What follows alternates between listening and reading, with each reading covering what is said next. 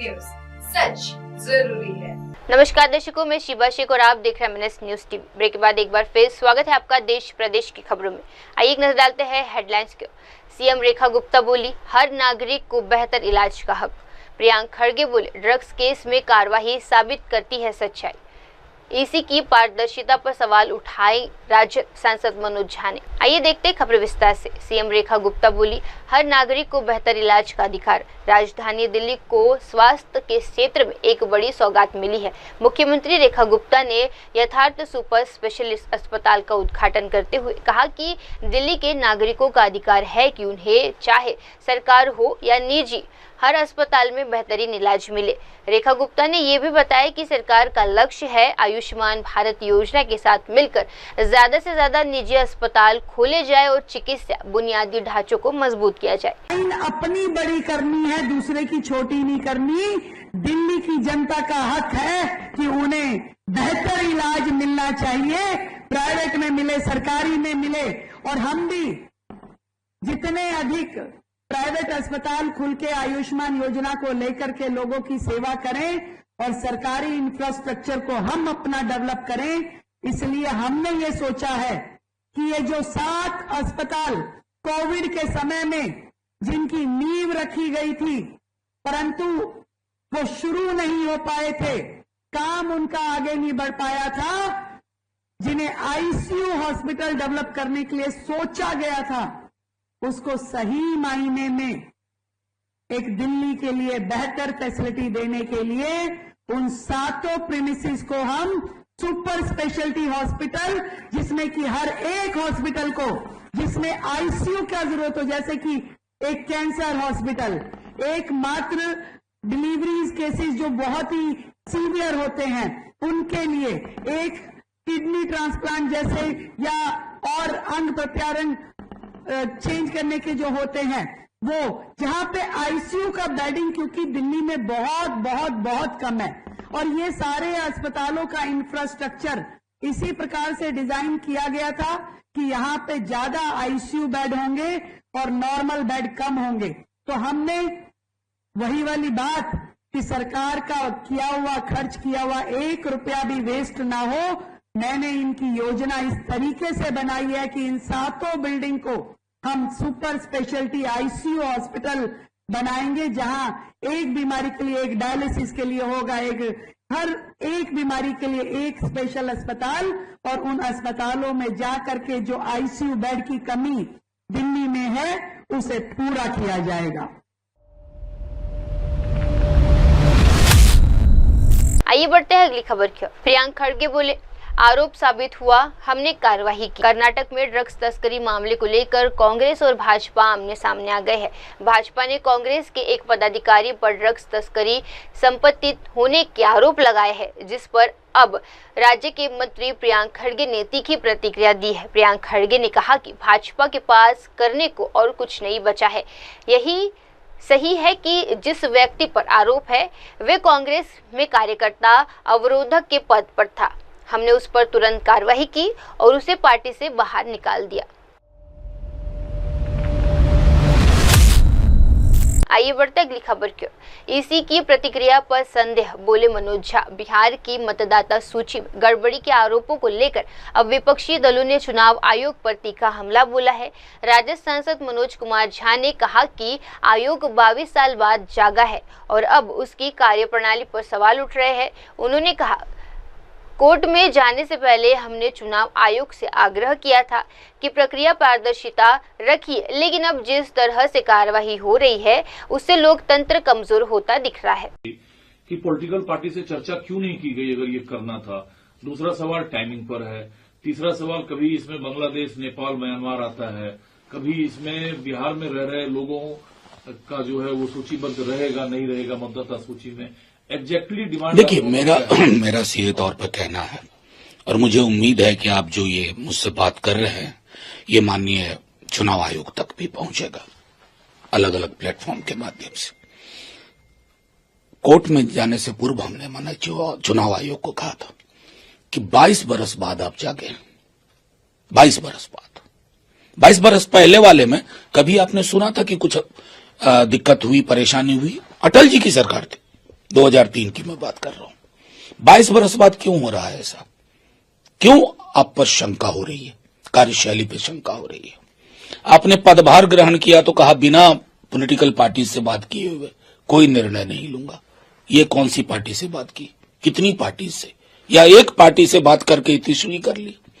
माननीय सर्वोच्च न्यायालय ने गंभीरता पूर्वक टाइमिंग के सवाल पूछे, यहां तक कहा कि अगर किसी को आपत्ति होगी सत्यापन के बाद, जब पूरा लिस्ट 2 बार ड्राफ्ट के बाद डाल देंगे, तो जब तक वो आपत्ति उसकी ग्रीवांस रिट्रेसल में जाएगी, चुनाव बीत चुका होगा। ये लोकतंत्र को कमजोर करना नहीं हुआ। एक महत्वपूर्ण बात कहता हूं, Aadhaar, ration card, EPIC voter card के लिए माननीय सर्वोच्च न्यायालय ने कहा मुख्य कानून था, अब तक दिशा निर्देश आना चाहिए था। माननीय सर्वोच्च न्यायालय के ऑब्जर्वेशन के अनुरूप कोई दिशा निर्देश नहीं। और फिर सूत्र के हवाले से खबर, ये सूत्र कौन है? उत्पात मचाने के लिए, नफरत के बीज बोने के लिए। किसने ड्राफ्ट देखा, किसने वेरीफाई किया है? और अगर हां, फिर भी म्यांमार और बांग्लादेश के लोग हैं। मैंने पहले भी आपसे कहा था कि इंडो नेपाल के रिश्ते को समझने के लिए वहां का होना जरूरी है। नेपाल के साथ किस तरह का संबंध है, पूरे दरभंगा मधुबनी से लेकर के इधर पूर्णिया, अररिया, किशनगंज, सहरसा, आपको ये समझ दिल्ली दरबार को नहीं होगी। लेकिन मेरा प्रश्न है, अगर एक भी म्यांमार का और बांग्लादेशी है, the home minister of this country is responsible. आइए बढ़ते अगली खबर की ओर। दुबई में भारतीय प्रवासियों से जुड़ा मध्य प्रदेश, दुबई, संयुक्त अरब अमीरात, यहाँ भारतीय प्रवासी समुदाय और मध्य प्रदेश के प्रवासी मित्रों के बीच एक विशेष संवाद कार्यक्रम का आयोजन किया गया। कार्यक्रम का उद्देश्य था प्रवासी भारतीयों के अनुभवों को साझा करना, मध्य प्रदेश से जुड़ाव और मजबूत बनाना और संभावित निवेश एवं विकास के अवसरों पर चर्चा करना। कार्यक्रम में व्यापार, संस्कृति, शिक्षा और स्वास्थ्य जैसे विषयों पर खुलकर बातचीत हुई। India's timeless traditions. If you're looking to expand your business in an ecosystem that offers unparalleled ease and comprehensive support from the government, if you experience dynamic leadership and investor-centric policies, creating an ecosystem for the next industrial revolution.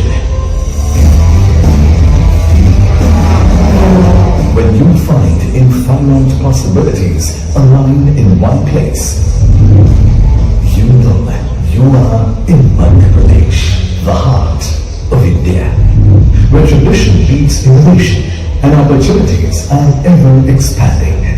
The state is building the foundation of Viksit Madhya Pradesh and contributing actively to the vision of a Viksit Bharat.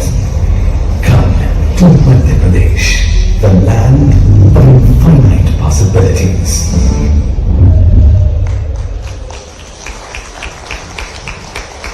और जोर से तालियां होनी चाहिए। और अब वो घड़ी आ गई है जिसका हमें इंतजार है।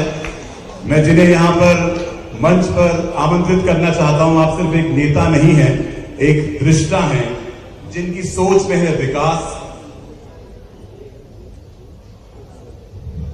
लेकिन उसके पहले एक छोटा सा चेंज, टूरिज्म पर एक एवी है, क्योंकि पर्यटन बहुत जरूरी है। इतने खूबसूरत जगह है एमपी में, बहुत सारी देखने के लिए। मैं चाहता हूं कि वो एवी हम देखें, उसके बाद फिर मैं अपनी बात रखूंगा। Thank you so much.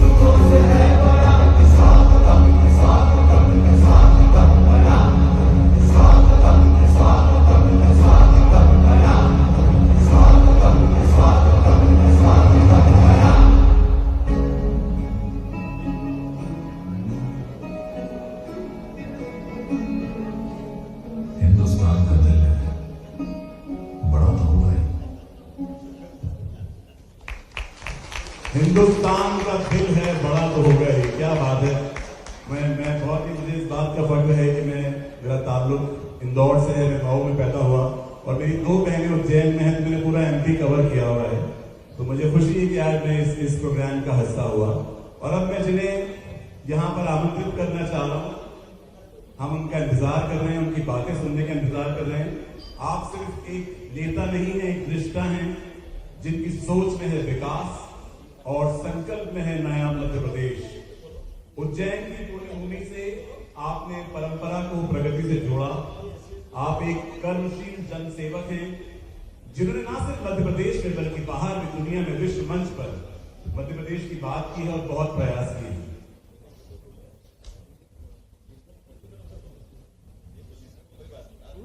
मैं जाहिर बात कर रहा हूं माननीय मुख्यमंत्री जी की, लेकिन मैं गुजारिश करूंगा कि पहले राघवेंद्र जी अगर 2 शब्द कह सकें तो।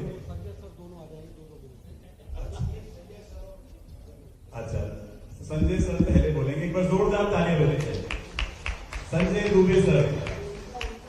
अच्छा, additional chief secretary Sanjay sir. अच्छा, मैं संजय सर से और माननीय मंच से क्षमा याचना के साथ मुझे बेहद खुशी है दुबई में आज फ्रेंड्स ऑफ एमपी और इंडियन डायस्पोरा के इस प्रोग्राम में मुझे बोलने के लिए माननीय मुख्यमंत्री जी की तरफ से निर्देश मिला है। आज के इस कार्यक्रम के मुख्य अतिथि माननीय मुख्यमंत्री जी, कार्यक्रम में उपस्थित हमारे सम्मानीय अतिथिगण जो यहाँ पे विदेश में आके भारतवर्ष और मध्य प्रदेश का नाम रोशन कर रहे हैं। कार्यक्रम में उपस्थित हमारे वरिष्ठ अधिकारीगण, काउंसलर जनरल साहब और सभी हमारे जो इस प्रोग्राम में शरीक हुए हैं, उन सभी को मैं सबसे पहले मैं भारत माता की जय और वंदे मातरम के साथ उनका नमन करना चाहूँगा। मित्रों, मध्य प्रदेश के बारे में मैं केवल संक्षेप में अगर कहना चाहूँ तो भारत दुनिया की सबसे तेज बढ़ती हुई अर्थव्यवस्था है और मध्य प्रदेश भारत में अगर एक सिक्किम को छोड़ दें, छोटे राज्यों को, तो मध्य प्रदेश सबसे ज्यादा तेजी से बढ़ती हुई अर्थव्यवस्था के रूप में है। अगर इस बात को अगर मैं और आगे अगर रेखांकित करना चाहूँ तो मध्य प्रदेश की जो जीएसडीपी की ग्रॉस स्टेट डोमेस्टिक प्रोडक्ट उसकी जो ग्रोथ रेट है वो पिछले 10-12 वर्षों में सर्वाधिक पूरे देश में बनी हुई है। मध्य प्रदेश में माननीय मुख्यमंत्री जी, आप उनको अभी सुनेंगे, माननीय मुख्यमंत्री जी का जो औद्योगिक विकास के ऊपर बहुत बड़ा उनका फोकस और उनका योगदान रहा है।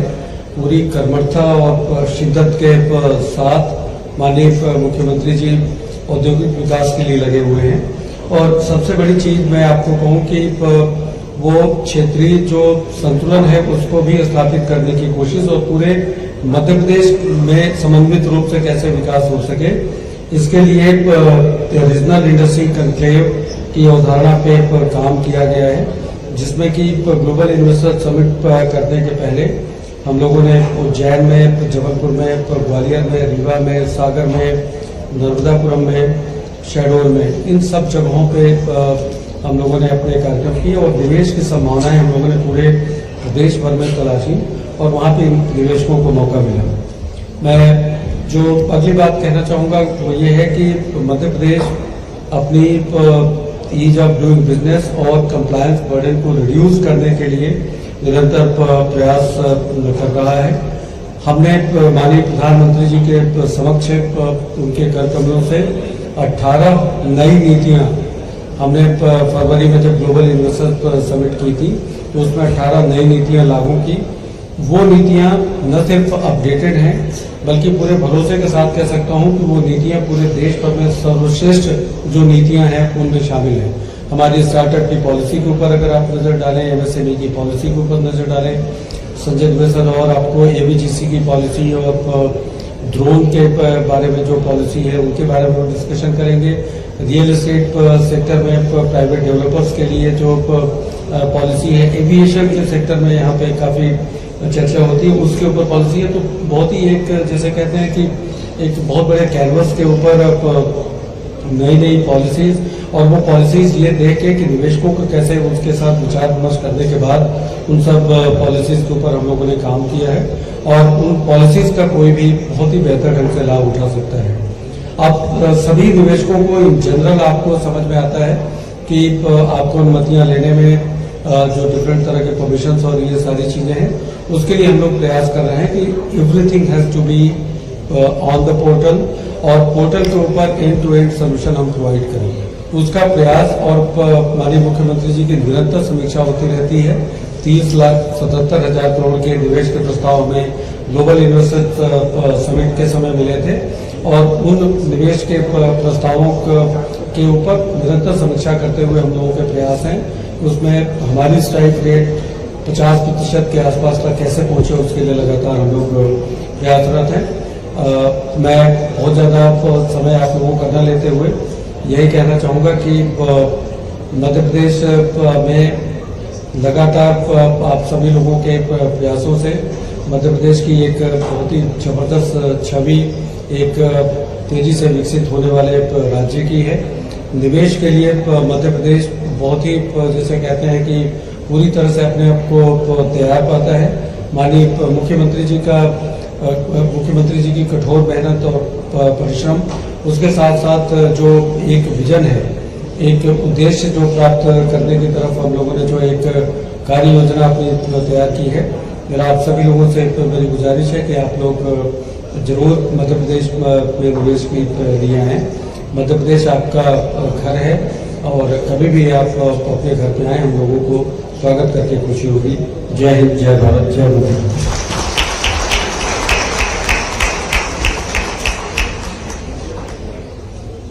बहुत बहुत मिस्टर राघवेंद्र, शुक्रिया बहुत बहुत। May I now request mister Sanjay Dubey, additional chief secretary government of Madhya Pradesh. जोरदार तालियां बजनी चाहिए। Thank you so much.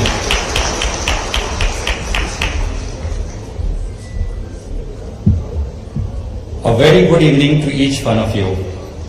Honorable Sri Satish Kumar Saman, Consul General of Dubai, Sri Jitendra Vaid, the man behind the mission, Sri Naresh Bhavanani ji, the one who takes care of most of the programs that are conducted here, Sri Gandwal ji, the old but young by heart, and my officers, the Indian diaspora, the august gathering that I am here to address. It's a privilege.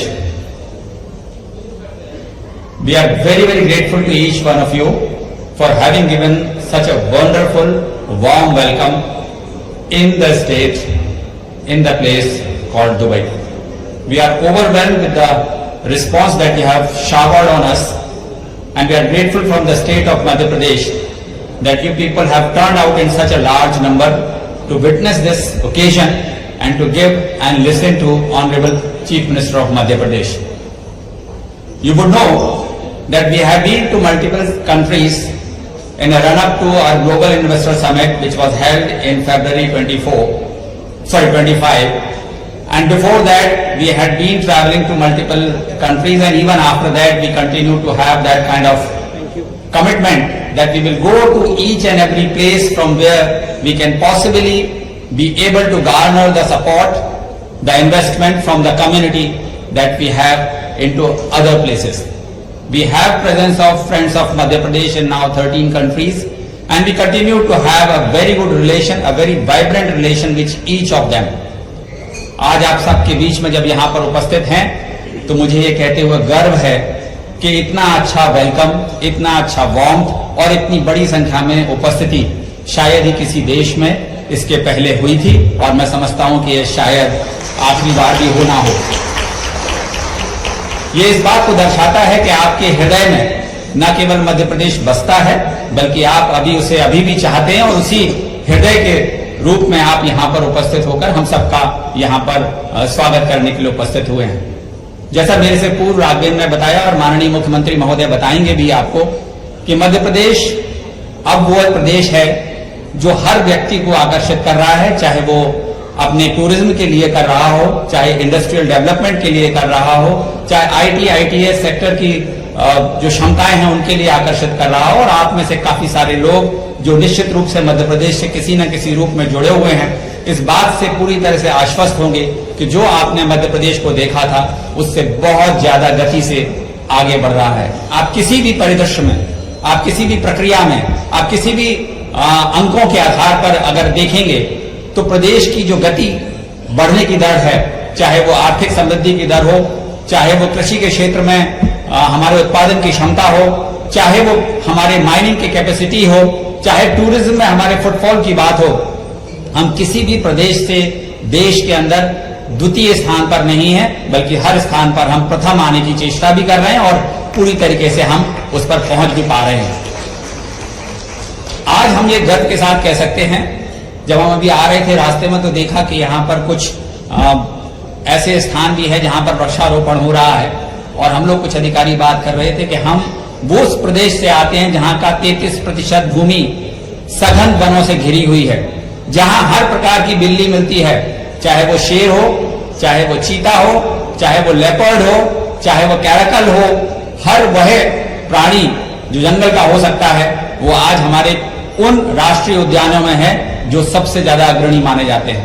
अगर हम mining की बात करें तो आप किसी भी element की बात कर लीजिए, किसी भी ओर की बात कर लीजिए, चाहे वो कॉपर हो, चाहे वो मैंगनीज हो, चाहे वो कोल हो, चाहे वो डायमंड ही क्यों ना हो, वो हमारे प्रदेश में मिलता है और सर्वाधिक रूप से मिलता है। अगर हम बात करें हमारे रोड नेटवर्क की तो हमारा प्रदेश इकलौते में 5 लाख किलोमीटर के रोड नेटवर्क है, और किसी भी दिशा में आप बात कर लें, गोल्डन क्वाड्रिलेटरल की बात कर लें, नॉर्थ साउथ कॉरिडोर और ईस्ट वेस्ट कॉरिडोर की बात कर लें, इंटरनल रोड के इंफ्रास्ट्रक्चर की बात कर लें, we are one of the largest road network state connecting different districts and connecting different parts of the country. If you realize this, that it is not only the communication through the road network that we are talking about. If you talk to anybody, and I say jokingly that if you have to travel to south or to west or even to east or north, you just have to go to any of our railway stations, and within 15 minutes you would definitely have one train traveling and taking you to different locations. That is the kind of connectivity that we have. I don't know how many of you would know that the first time the internet came in and the telephony was, mobile telephony was tested, it was the state of Madhya Pradesh, it was the place called Indore which actually hosted that. So there are very many numbers, first numbers in positions. I can dwell on for hours together continuously, but I don't want to hold you all to be able to not to be able to listen to the Honorable Chief Minister since he is here. We would all like to welcome him. We would all like that he should come and speak out his mind, and he should be welcoming you. So I don't want to stand in between the Honorable Chief Minister of Ujjain, Honorable Chief Minister of Madhya Pradesh. He comes from Ujjain and he is now leading our state for every good thing that you are able to witness in Madhya Pradesh in last 1.5 years. We have seen tremendous growth in various sectors, and that is what we are here to share with you. Tomorrow when we make the presentations on to a different policies that government of Madhya Pradesh has carved out, they are 18 in numbers, you would realize that we are not only talking but we are actually walking the talk. And now I would warmly welcome Honorable Chief Minister for his kind words to the diaspora. Thank you very much for having listened to us and giving us the opportunity of sharing our thoughts.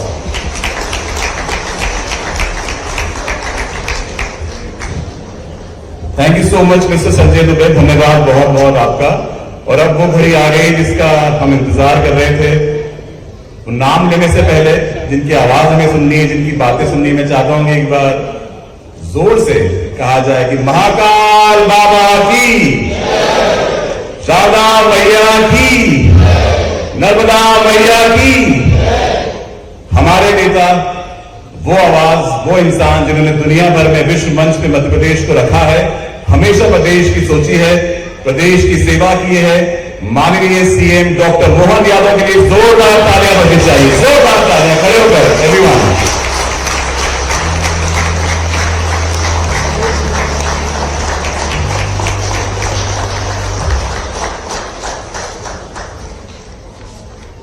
आज के इस कार्यक्रम में मंच पर विराजमान भारत के महावाणिज्य दूत श्रीमान सतीश कुमार सिवान जी, मेरे कॉलेज के समय के साथी भाई जितेंद्र जी,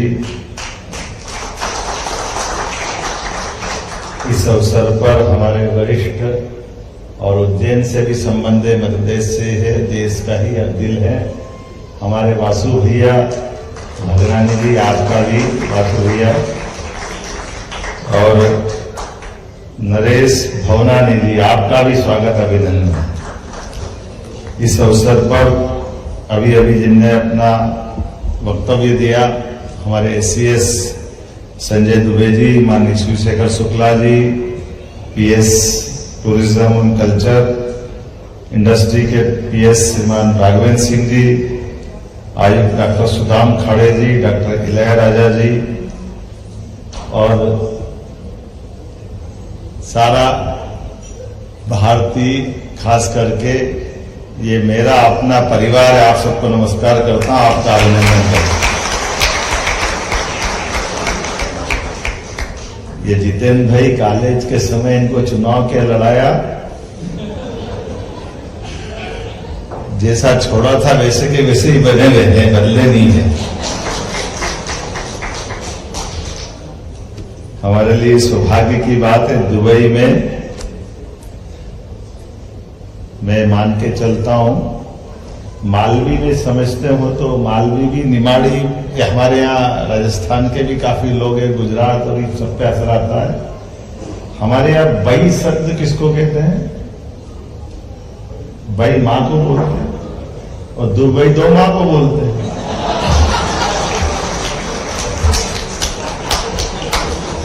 आप सबको बधाई देना।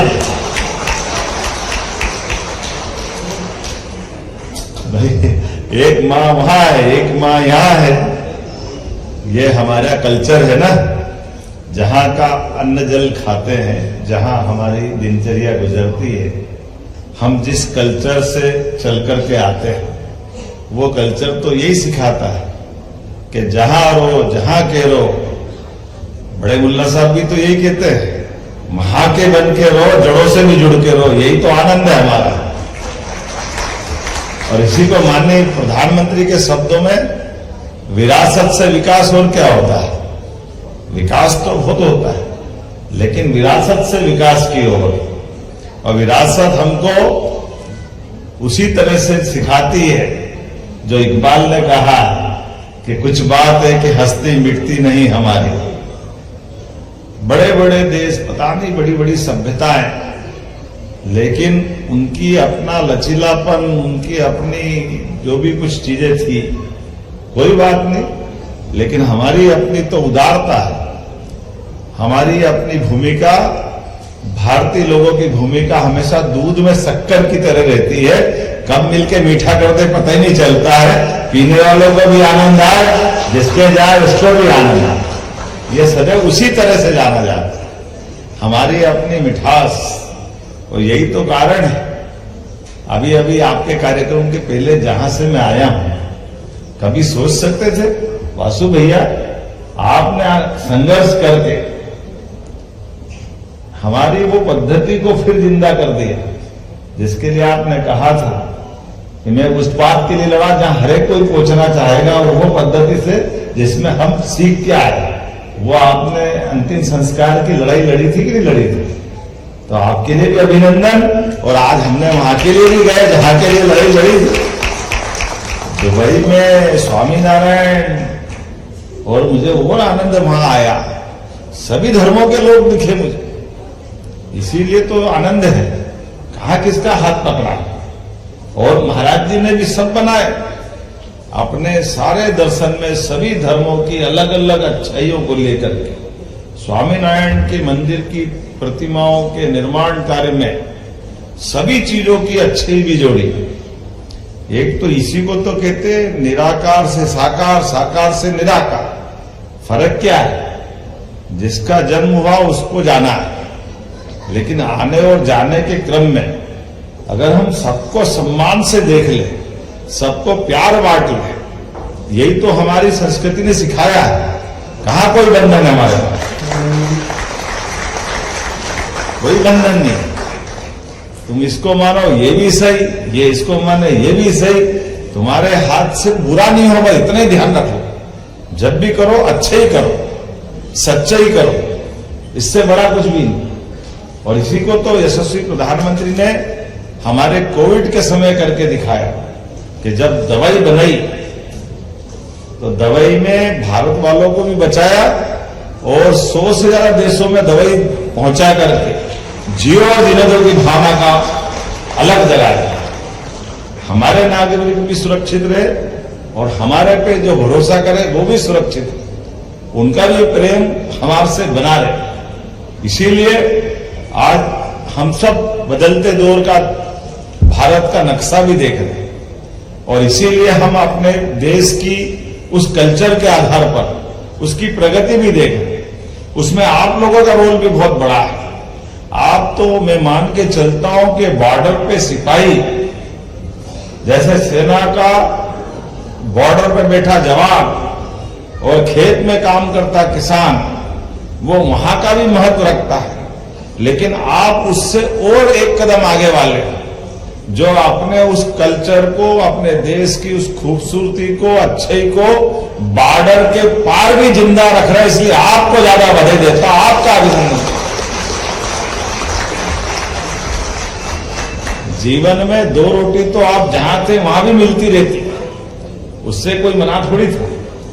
लेकिन 2 रोटी मिलकर के केवल खाने पीने जीने के बजाय जो उद्यमशीलता हम में है, जो पुरुषार्थ हमारे अंदर है, जिस कारण से ईश्वर ने मानव शरीर दिया, उस मानव शरीर के दिए हुए काम के बलबूते पर कितना अच्छा लगता है जब अपने नरेश भगनानी जी के बारे में बताया गया था कि कहां से शुरुआत और कहां पहुंचे। ये मंद शोर नहीं, बड़ा शोर हो गया भैया यहां पे।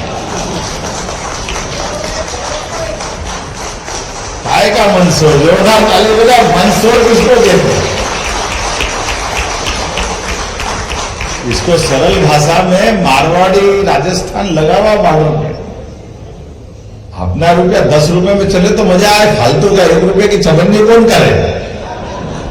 तो आपका 1 रुपया 10 रुपए में चल रहा है कि नहीं? आप तो 100 रुपए में चला रहे हैं। और जोरदार। और आप यहाँ एक से बढ़कर एक, केवल आपको ये वासु भैया में भी वही देख रहा हूं। ये वासु भैया भी कम थोड़ी पड़ रहा है। मैंने इनसे पूछा तो मैंने टेक्सटाइल का काम करता हूँ, 10-12 शोरूम और होटल और सब बढ़िया भगवान की दया से। मैंने कहा फैक्ट्री कितनी बनाने की? बोले फैक्ट्री का क्या काम, बेचने का काम अपना। तो ये जो व्यापार के अपने मार्ग बना करके अपनी पहचान बनाना, ठप्पे के साथ जब आए थे संघर्ष से, कोई बात नहीं। खुद मां के पेट से राजा महाराजा पैदा होता है, जिसमें सामर्थ्य होता है, दम होता है, वो राज करता है, दुनिया का होता है। ठीक है।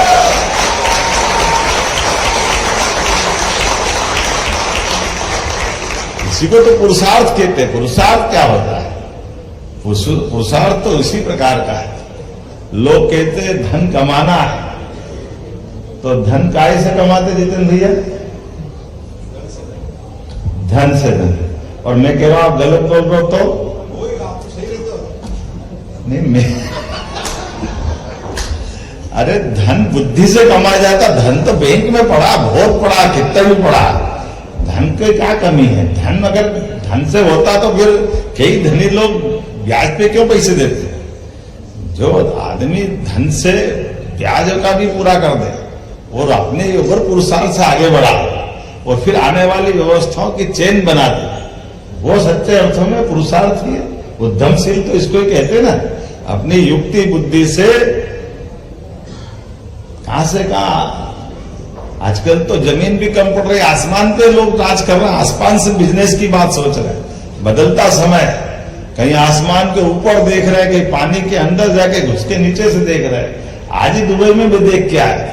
पन्ना तो हमारे यहाँ, ये पन्ना जिला, लेकिन हीरा यहां बैठा था, हीरा के व्यापारी से मिलवाया। हीरा का सारा व्यापार यहां चल गया। मैंने कहा ये काम बढ़िया है। हमारे अपने ऐसे हीरे ढूंढ ढूंढ के आज दुबई में मिल रहे हैं, पूरे देश में मिल रहे हैं। यही तो मजा है। जिस प्रकार का समय बदला, इस बदलते समय में ये बात भी सही है कि उद्यमशील पुरुषार्थी लोगों के लिए, यद्यपि जैसे ऐसा कहते हैं कि जो समझदार आदमी रहता है वो समय को पहले पकड़ लेता है, और समय को पकड़ने में, मैं माफ करना, उद्योगपति व्यापारी से बढ़ के कोई मौसम विज्ञानी नहीं है का किधर की हवा बह रही है, किधर चलना चाहिए। और हवा सब बता रहे कि भारत की चल रही है। जोरदार अभिनंदन माननीय मोदी जी के लिए।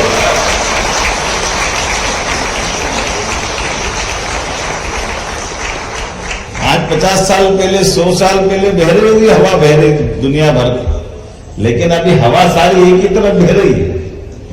इधर से जाओ, उधर से जाओ, उधर से जाओ, उधर से जाओ, कहीं से भी जाओ, लेकिन वाया इंडिया जाना पड़ रहा है, वो कहीं से नहीं जा रहा है, कोई रास्ता नहीं है। इधर से जाओ, उधर से जाओ।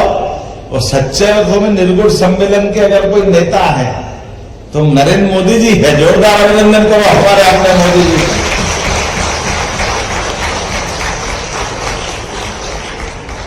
क्या मजा आता है। दुनिया के कोई मंच पे चले जाए, किसी भी डायस पे बैठे, किसी के साथ भी हाथ मिलाते दिखे, तो भारतीयता का रोम रोम से झलकता हुआ अद्वितीय व्यक्तित्व, हर एक कोई मोदी जी को मध्य में रख के साथ में फोटो खिंचाने की होड़ लगती देखते हैं बंदे के लिए। ये जो हमारा सबका उनके साथ सीना 56 इंच का होता कि नहीं होता, अच्छा लगता कि नहीं लगता कि हाँ हमारे कोई प्रधानमंत्री ऐसे हैं।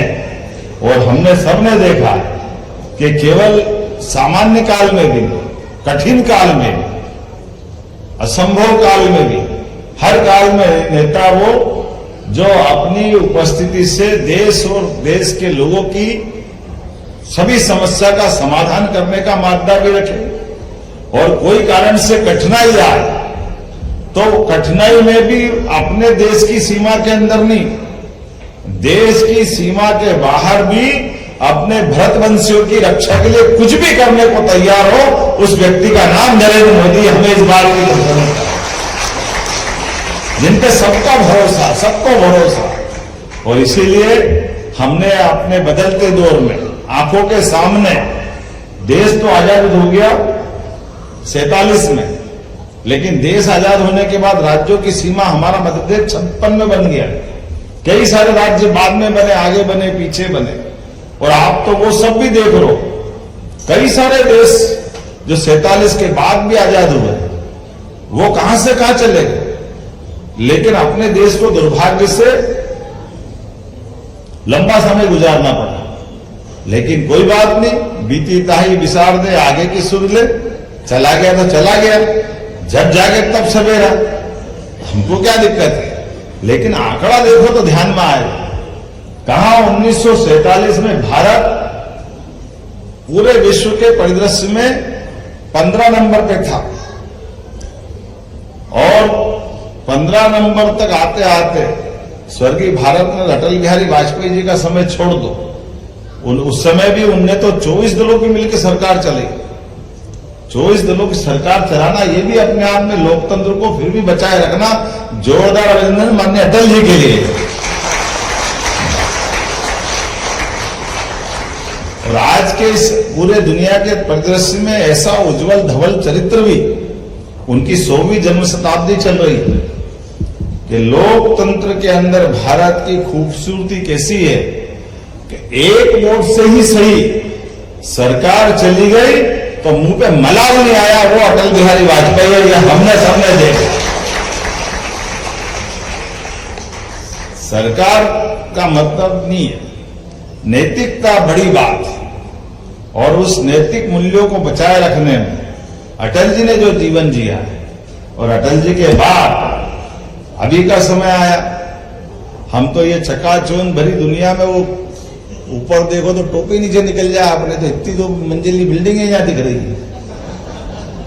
लेकिन ऐसे समय में भी जिनकी अपनी खुद की छत नहीं है, हमारे प्रधानमंत्री जी की, लेकिन हाँ, अब बदलते दौर की तस्वीर देखना भारत की, तो 4 करोड़ लोगों को पक्के मकान देने का बड़ा पुण्य का काम किसी ने किया, उनका नाम नरेंद्र मोदी जी।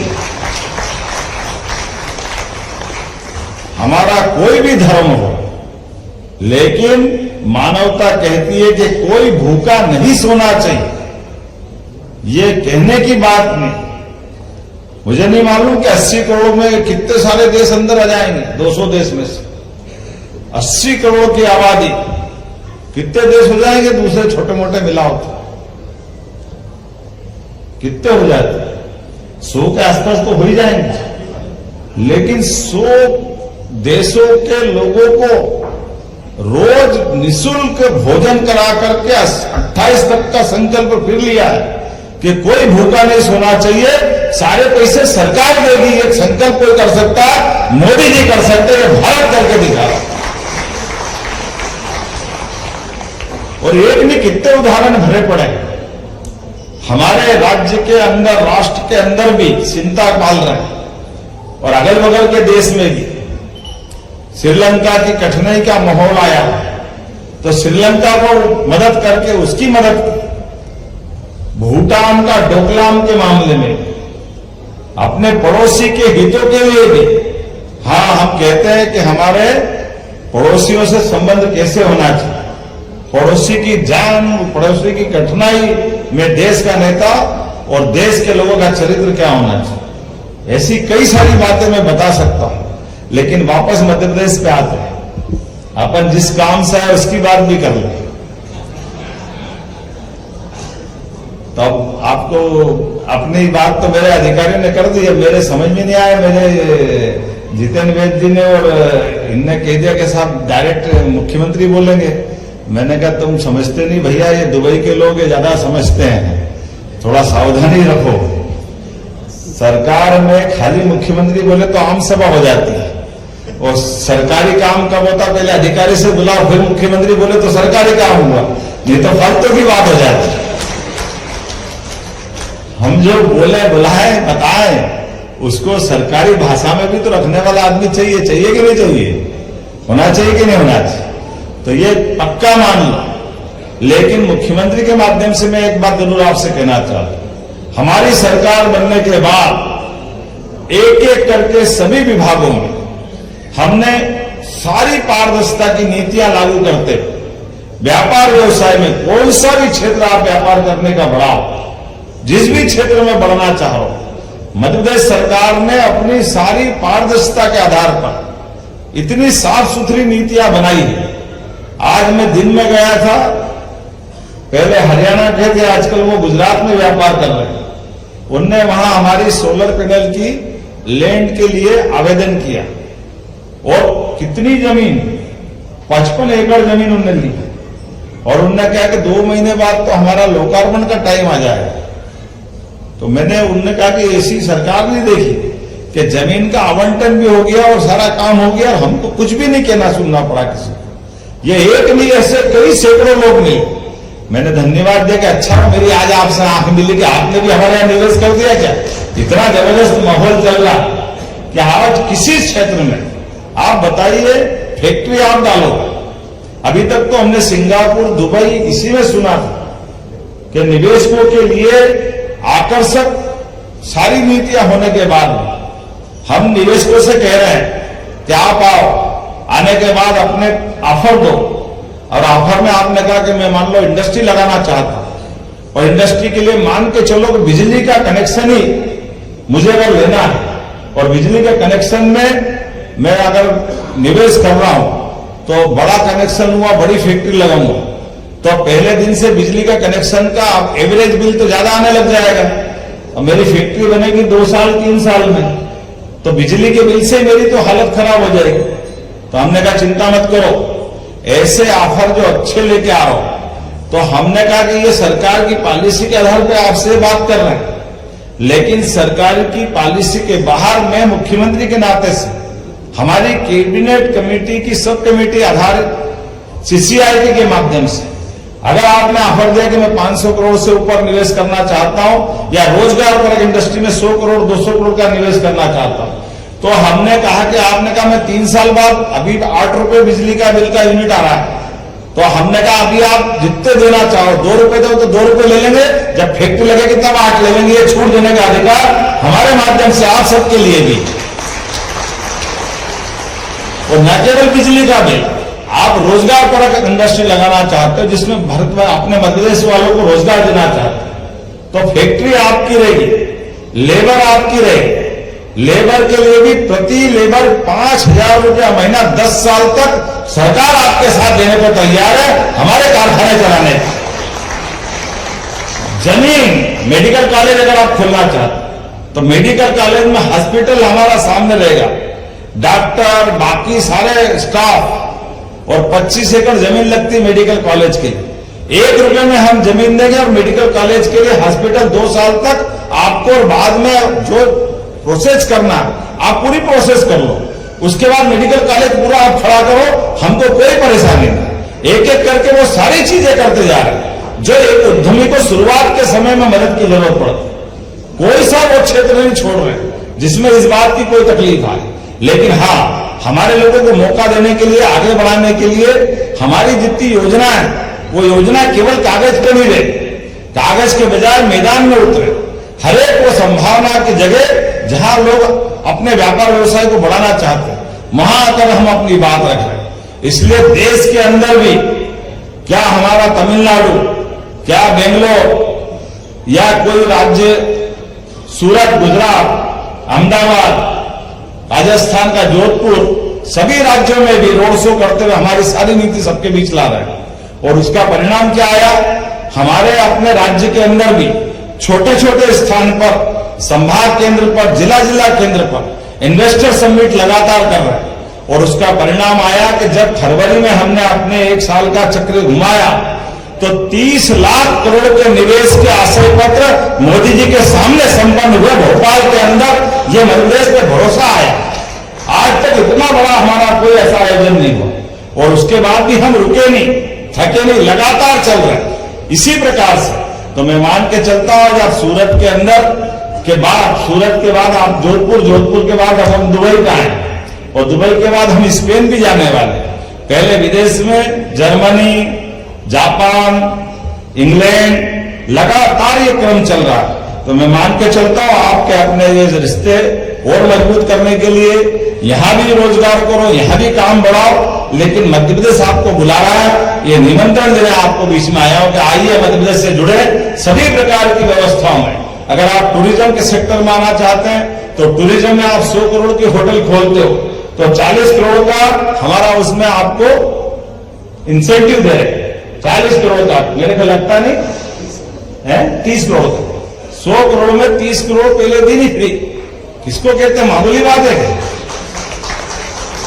आप अपने कर्मबद्ध रूप से काम करो, और उससे ही नहीं कोई इंडस्ट्री डालो, किसी प्रकार की जितनी बड़ी इंडस्ट्री डालना चाहते हो, अगर हमारे पास उस तरह की अलग अलग रचना बनाई है, और उसके बावजूद भी प्रति मंगलवार उद्योगपतियों से सोमवार मंगलवार भोपाल में सीधी संवाद करते हैं, सभी प्रकार कोई क्षेत्र नहीं छोड़ रहे। मैं मान के चलता हूं आज का हमारा आयोजन ये प्रवासी भारतीयों का फ्रेंड्स ऑफ एमपी संवाद इसी भावना को रख करके संपन्न हो रहा है। मेरी अपनी ओर से आप सबका आभार, धन्यवाद, बहुत बहुत धन्यवाद।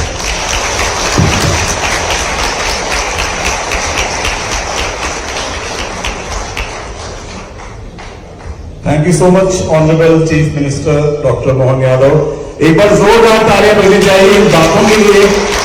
एमपी जो आपको दे रहा है वो आपने सुना, वीडियोस भी देखे, और इस पर कोई शक नहीं है कि वहां इन्वेस्ट करने पे जो आपको रिटर्न्स मिलेंगे वो कमाल के होंगे।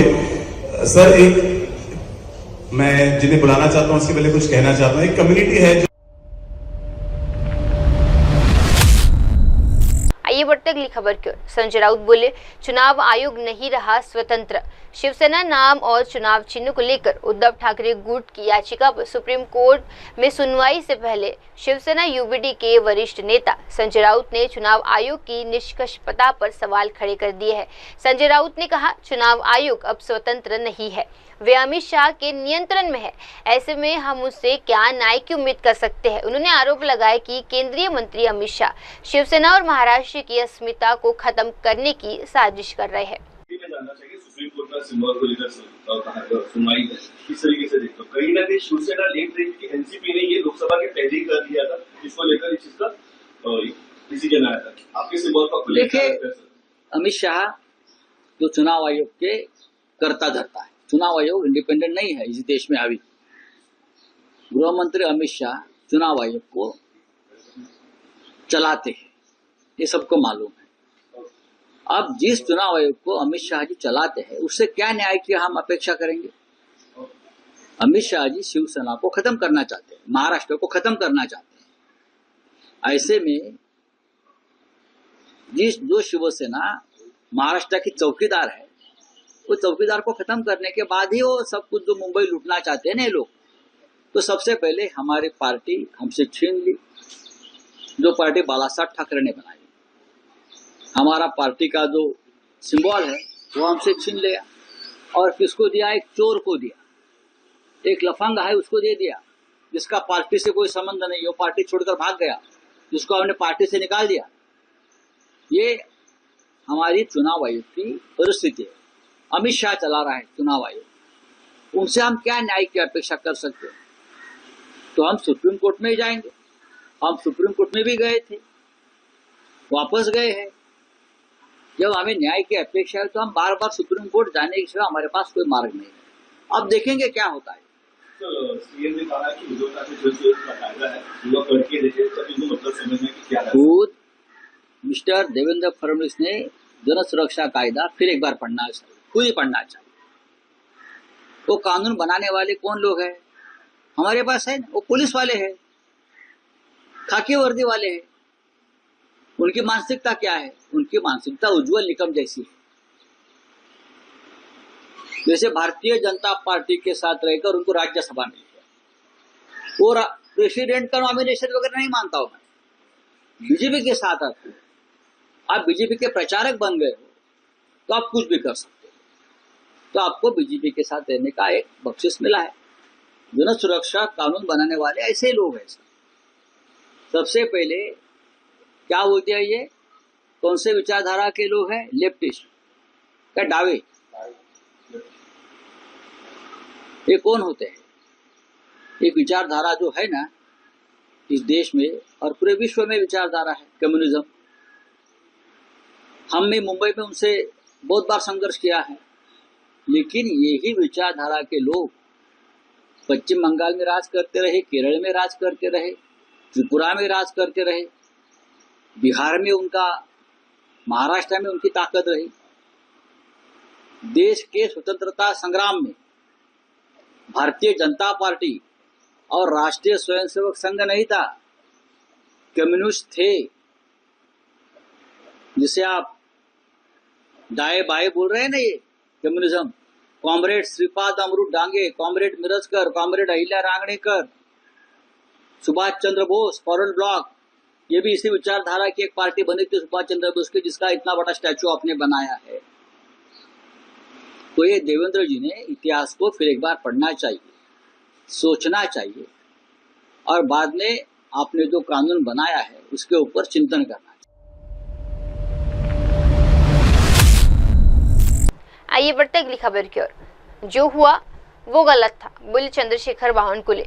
प्रवीण गायकवाड़ पर हुए हमले को लेकर जहां विपक्ष भाजपा पर हमलावर है, वहीं अब खुद भाजपा के वरिष्ठ नेता और राज्य मंत्री चंद्रशेखर बावनकुले ने प्रतिक्रिया दे दी है। उन्होंने कहा, भाजपा, उनके नेताओं और मुझ पर लगाए गए आरोप गलत है। हम प्रवीण गायकवाड़ पर हुए हमले की निंदा करते हैं। जो हुआ वह बिल्कुल भी ठीक नहीं था। बताइए, प्रवीण गायकवाड़ ने जो आपका सुषमा अंधारे ने तुमचं नाव जोड़लं त्या ट्वीटमध्ये। देखिए, भारतीय जनता पार्टी के ऊपर और हमारे नेताओं के ऊपर और मुझ पर जो आरोप किया जा रहा है वो गलत है। प्रवीण गायकवाड़ जी के साथ जो हुआ है वो अच्छा नहीं है। दीपक काटे पे कार्रवाई पुलिस करेगी। दीपक काटे भारतीय जनता पार्टी का एक कार्यकर्ता है, वो मुझे पुष्पगुच्छ देने के लिए आता है। एक 15-20 दिन पहले भी आया था।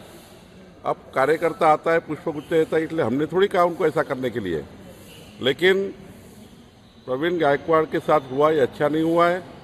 निश्चित रूप से पुलिस ने कार्रवाई करनी चाहिए और भारतीय जनता पार्टी का कोई संबंध नहीं है, इसका कोई नाता नहीं है। और रही की बात सुषमा अंधारे जी की, सुषमा अंधारे जी को एक मालूम होना चाहिए कि कार्यकर्ता फोटो निकालते हैं सब नेताओं के साथ और मंत्रियों के साथ, तो पुलिस उस पर कार्रवाई करेगी। हमने किसी पुलिस को नहीं कहा कार्रवाई नहीं करने के लिए, लेकिन प्रवीण गायकवाड़ जी के साथ हुआ। आइए बढ़ते अगली खबर की ओर। छत्तीसगढ़ विधानसभा सत्र से पहले बीजेपी की बैठक रायपुर में मुख्यमंत्री विष्णुदेव साय के आवास पर भाजपा विधायक दल की महत्वपूर्ण बैठक हुई। यह बैठक आगामी मानसून सत्र की रणनीति को लेकर बुलाई गई थी, जो कल से शुरू हो रहा है। बैठक के बाद वन मंत्री केदार कश्यप ने कांग्रेस पर हमला बोलते हुए कहा, सरकार सत्र को लेकर पूरी तरह से तैयार है, लेकिन कांग्रेस के पास कोई ठोस मुद्दा नहीं है। उनके आधे से ज्यादा विधायक तो सत्र में आना ही छोड़ चुके हैं। आज माननीय मुख्यमंत्री श्री विष्णुदेव साय जी के अध्यक्षता में विधायक दल की बैठक संपन्न हुई और कल से मानसून सत्र प्रारंभ हो रहा है। सरकार पूरी तरीके से तैयार है। कांग्रेस के पास में मुद्दे नहीं हैं। उनके आधे से ज़्यादा विधायक उनकी बैठकों में आना बंद कर रहे हैं। किस तरीके से उनके नेता भाग रहे हैं, ये देखने को प्राप्त हो रहा है। और हमारे आज इस विधायक दल की बैठक पे माननीय मुख्यमंत्री जी के अध्यक्षता में जो बैठक हुई है, सरकार पूरी तरीके से तैयार है। मानसून सत्र में जितने भी विषय आएंगे उसमें हमारे सभी माननीय विधायकगण हिस्सा लेंगे और हमारा मानना है कि मानसून सत्र पूरे तरीके से सरकार हर दृष्टि से सभी मंत्रीगण अपनी पूरी तैयारी के साथ में विधानसभा सत्र में भाग लेंगे। कल विधानसभा अध्यक्ष आदरणीय श्री डॉक्टर रमन सिंह जी के मार्गदर्शन पर नए विधानसभा परिसर पर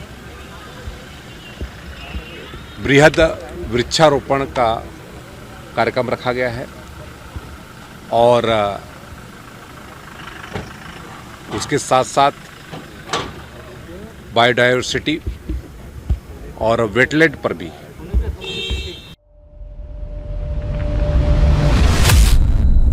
आइए बढ़ते अगली खबर की ओर। सीएम धामी ने वर्चुअल माध्यम से की शिक्षा विभाग की समीक्षा। उत्तराखंड के मुख्यमंत्री पुष्कर सिंह धामी ने प्रदेश की शिक्षा व्यवस्था को और सुदृढ़ बनाने के लिए सोमवार को माध्यमिक शिक्षा और तकनीकी शिक्षा विभाग की समीक्षा बैठक में वर्चुअल माध्यम से भाग लिया। बैठक में विभागीय अधिकारियों से विभिन्न योजनाओं की प्रगति रिपोर्ट ली गई। साथ ही गुणवत्ता में सुधार, अधूरी परियोजनाओं की स्थिति और डिजिटल शिक्षा के प्रयास पर भी विशेष चर्चा हुई। आइए बढ़ते अगली खबर की ओर। हरियाणा सीएम बोले, लोक केंद्र ने समर्पण भाव से देश की सेवा की। राजस्थान के चूरू जिले में भारतीय वायुसेना का एक मिग 21 फाइटर जेट दुर्घटनाग्रस्त हो गया। इस हादसे में स्क्वाड्रन लीडर लोकतंत्र सिंह ने देश के लिए अपने प्राणों की आहुति दे दी। हरियाणा के मुख्यमंत्री ने इस दुखद घटना पर गहरा शोक व्यक्त करते हुए कहा, स्क्वाड्रन लीडर लोकतंत्र के लिए अत्यंत समर्पण और वीरता के साथ देश की सेवा की। उनका बलिदान हमेशा स्मरणीय रहेगा। हमारे एयरफोर्स के अंदर कमांडर एक बहुत ही मजबूत साथी, जिन्होंने आर्मी में रहते हुए देश सेवा के वो काम आए। क्योंकि जब वो ट्रेनिंग के अंदर ट्रेनिंग दे रहे थे और जब वार क्रैश हुआ, उसमें आग लगी तो उसने लोगों को बचाने का काम किया, अपने शरीर के ऊपर लोगों को जिंदगी बचाने के लिए अपने ऊपर लिया है। ऐसे हमारे लोकेंद्र जी जांबाज वो विंग कमांडर थे और आज हमारे बीच में नहीं है। मैं परमपिता परमात्मा से प्रार्थना करूंगा कि उस दिवंगत आत्मा को अपने चरणों में स्थान दे। परिवार को, मित्रजनों को, रिश्तेदारों को जो दुख हुआ है उस दुख को सहन करने की परमपिता परमात्मा का। आइए बढ़ते अगली खबर की ओर। नितिन गडकरी बोले, ज्ञान है सबसे बड़ी ताकत। नागपुर में आज महाराष्ट्र राज्य अग्रवाल सम्मेलन का आयोजन किया गया, जहां मुख्य अतिथि के तौर पर केंद्रीय सड़क परिवहन और राजमार्ग मंत्री नितिन गडकरी ने युवा और उद्यमिता की ताकत पर जोर दिया। गडकरी ने अपने संबोधन में कहा, ज्ञान एक बहुत बड़ी ताकत है। नवाचार, उद्यमिता, विज्ञान, प्रौद्योगिकी, अनुसंधान, कौशल और सफल प्रथाओं को हम ज्ञान मानते हैं और यही ज्ञान जब सही दिशा में उपयोग किया जाए तो उसे धन में बदला जा सकता है। मैं अक्सर एक बात कहता हूं कि नॉलेज ये बहुत बड़ी ताकत है, शक्ति है। बाबा साहब अंबेडकर जी ने नॉलेज को कहा था कि ये वाघिन का दूध है और इसलिए innovation, entrepreneurship, science, technology, research, skill and successful practices, इसको हम नॉलेज कहते हैं और conversion of knowledge into wealth हमारा भविष्य होता है। आज हमारा देश विश्वगुरु बनने के लिए हम सब प्रयास कर रहे हैं। हमारे देश को वर्ल्ड की 3rd लार्जेस्ट इकोनॉमी हमको बनानी है। हमारे देश को $5 ट्रिलियन की इकोनॉमी और ये आर्थिक दृष्टि से एक समृद्ध संपन्न देश अगर बनाना है तो सबसे बड़ी ताकत अगर कोई है तो हमारी young talented engineering train man power जो है वो शिक्षा से कितनी पढ़ी लिखी है उसके आधार पर हमारे देश का भविष्य निर्माण होने वाला है। अब वक्त तो चला है दर्शकों छोटे से ब्रेक का। ब्रेक के बाद भी जुड़े रहिए, देखते रहिए MNS न्यूज टीवी। धन्यवाद। हाय हेलो नमस्कार, मैं हूं पंकज विष्णु और आप देख रहे हैं MNS न्यूज।